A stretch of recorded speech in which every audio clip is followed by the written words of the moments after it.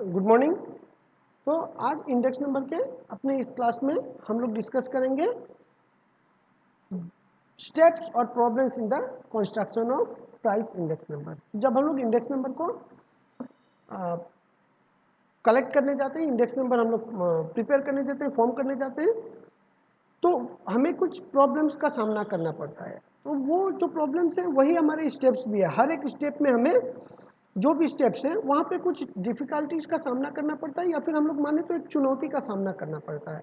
और हर एक स्टेप को, उस चुनौती को पार करते हुए हम लोग आगे बढ़ते हैं, तो वो हमारा स्टेप सही होते जाता है। तो इसीलिए बोलते हैं स्टेप्स और प्रॉब्लम। जो स्टेप है वही, उसमें ही प्रॉब्लम है, और इस प्रॉब्लम्स को से निकलते हुए कैसे हम लोग काम करते हैं उसको हम लोग आज डिस्कस करेंगे।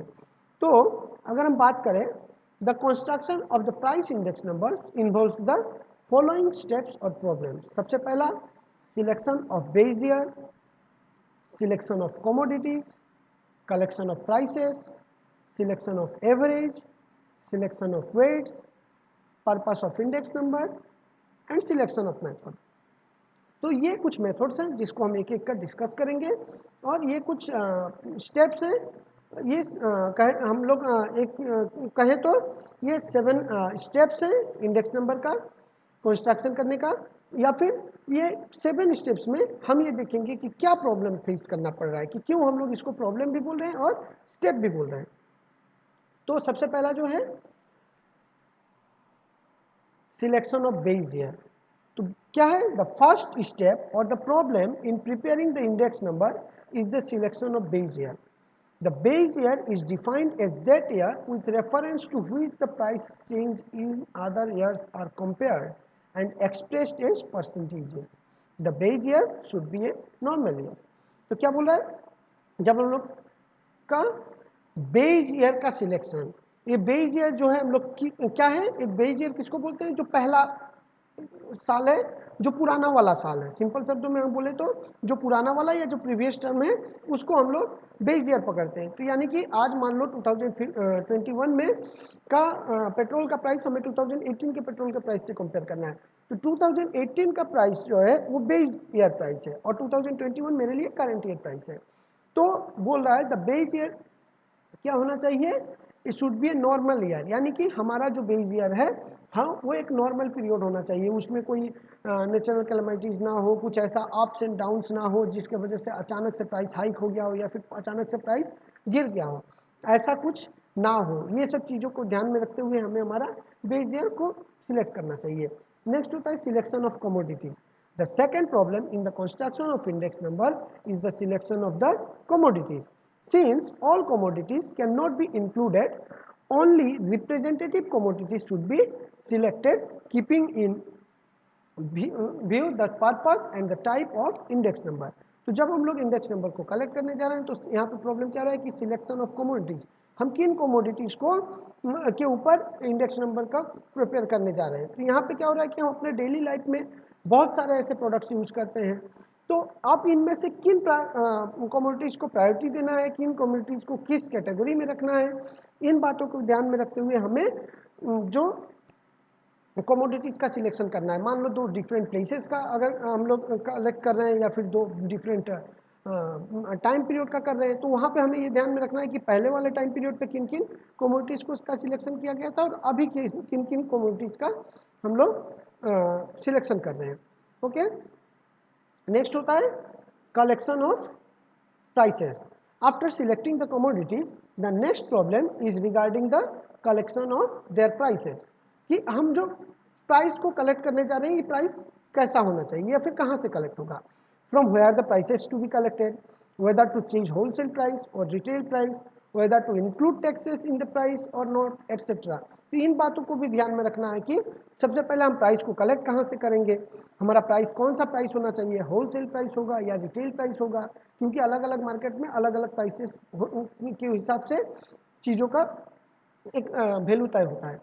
Weather to include taxes influence the prices और नॉट, एटसेट्रा। इन सब चीज़ों को ध्यान में रखते हुए फिर हमें आगे बढ़ना होता है।